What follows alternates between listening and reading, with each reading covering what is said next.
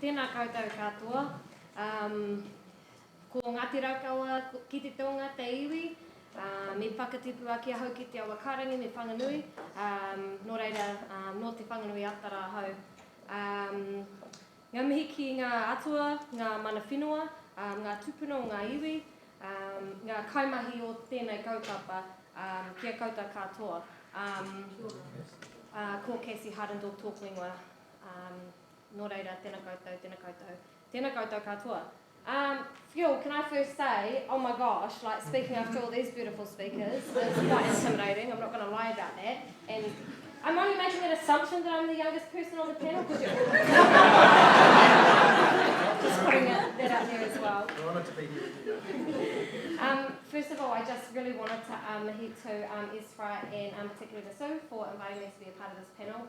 I see it as a real honour to be able to be here, and particularly, I guess, bringing with me the stories and the wairua, the spirits of the people who I get to walk with every day, and I'm really honoured to be able to be here to do that. So, I guess in terms of talking about, I was just thinking about all this and coming back to the idea of who am I, who are we, and what are we doing. And I just want to acknowledge that I am a daughter of Ngāti Raukawa ki te tonga. I am a daughter that was displaced from this whānau, from this iwi, from my hapu. I am a large part of a large and beautiful, diverse takatapui community, part of a rainbow community. And I'm a youth worker on the front lines in terms of supporting young people who are coming up against the faces of capitalism and colonisation. I like to believe I come from the spaces in between. I feel like I exist within the gaps of where a lot of these really big kōrero are often happening, and sometimes that feels like the shadows, and it feels really, really big and terrifying, but at the same time, I really want to be able to speak into those cracks and be able to pry some of those cracks open and provide a space for where I think a lot of people don't have the moment to be able to speak. I think the thing that I really wanted to talk about was bringing it back to conceptualizations of what knowledge is, and I think that, you know, I really want to acknowledge a lot of the kōrero that has been happening this weekend. And I think it was, I don't know if she's in the room, but Emi Rakite kind of was talking at an awesome panel earlier this morning. She mentioned that whakapapa is discourse. Maybe discourse is whakapapa, either way. And I really want to acknowledge that what we're bringing here, Nick, what you have brought in here is the whakapapa, is the genealogy of neoliberalism and neoliberal capitalism.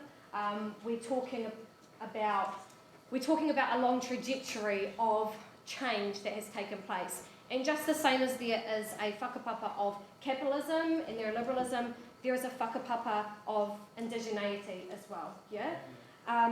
And I think really acknowledging that we can hold that both of these are whakapapa, right?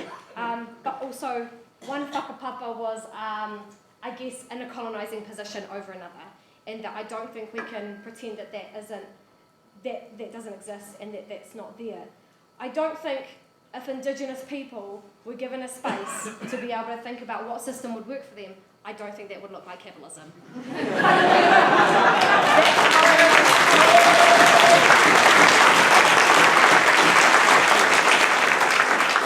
I think at the real core of things, capitalism as a social relation is not one that upholds mana.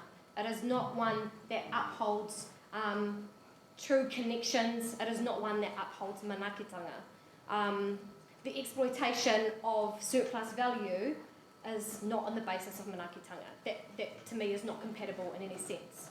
And so I guess just thinking about the fact that Indigenous people did not come up with capitalism, and yet we're the people who bear the brunt of capitalism and colonisation most of the time. And that capitalism has largely been a hugely colonising project and still is to this very day.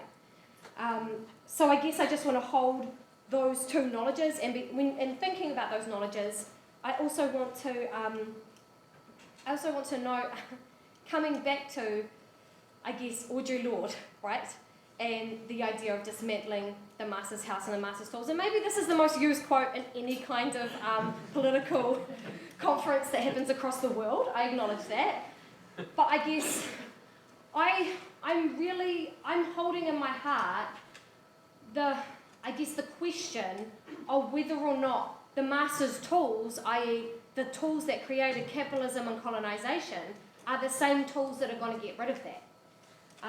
And I want to be really thinking about that and thinking that actually I'm really interested into a turn into indigenous cultures that lived in relationship and in harmony with the environment, with each other for thousands of years, and yet we're talking about this really huge space, actually this quite short space of time in which things have really, really drastically changed. So I want to acknowledge that. I think, and also in the context of this very institution in which we are speaking within, the whittle that was put down by Tere Harrison, Leone Pihama, and Moana Jackson at the very start of the conference that has happened, that was talking about the ways that our academies benefit off stolen land and off colonisation. And actually that's really pertinent here because Victoria University is trying to sell off Karori campus for $20 million, having been bought that for $10 2 years prior. So I think while a lot of us are critical of the academy, I think we need to hold that as well when we're having these kinds of kōrero. What I really love about ESRA is that there's this really clear defining in terms of what it stands for and what it's going to do. I've really been loving the conversations where Sue's just like, oh no, we're going to be fighting capitalism, and that's really quite clear. Not only are we going to talk about capitalism and name it as capitalism, which doesn't happen very often, but we're also going to be quite clearly fighting that. I have a lot of appreciation for that because I think it also is able to be able to say, look, we're here in this space and that's what we're doing, and if you want to join us, that's totally cool. If you don't, that's totally cool too. So I appreciate that actually having that cope up and being able to stick to it. And the other thing that I find really promising about ESRA is the space of being able to dream and imagine alternatives to our current existence. I'm thinking that that is the most necessary thing that we should be doing. And in our everyday lives, where we work however many jobs, when we have however many family commitments, when we're grappling with so much stuff every day, it is so difficult to find a piece of your time to be able to sit with others and collectively dream and imagine about what another world could look like. That very rarely happens. And we need to create those spaces. We need to support those spaces. Those spaces aren't going to necessarily come up with one beautiful vanguard, kind of position, as we all know, but we need to have them. And I guess what I'm really interested in is, along with that, is where are the spaces where Māori and Pacific people, as Indigenous peoples of Te Moana-Nui-a-Kiwa, are having those moments to be able to dream and imagine. I would like to be able to see more of those. I want to acknowledge, in particular, the Mātiki Mai Aotearoa report. If you haven't heard of it, I feel like a promo girl now. Come and talk to me if you want to know more, but I don't know that much more, but I can tell you where the report is on the internet, that's enough. I've been really inspired by listening to particularly Moana Jackson's kōrero around Mātiki Mai, and for those who might not know about this, this is a conversation that has been taking place within Te Ao Māori across marae, across wānanga, across community groups, across whānau, hapu, iwi, where it's actually talking about what constitutional reform looks like within Aotearoa. And that's not just about, a constitution necessarily. It is engaging with Māori about what governance looks like within Aotearoa. It is having those spaces to dream and imagine what a Te Moana-Nui-a-Kiwa is going to look like that sustains us, that sustains Papatūānuku, that sustains our relationships to each other. And I think that should really be commended. Lastly, I just want to acknowledge in terms of ESRA, I think I'm just really aware of the tendency, and I've been here in this very lecture theatre about 5 or 6 years ago, learning from these screens, learning from lecturers up here, and how, coming back to it, how much we rely on importing thought from a European tradition.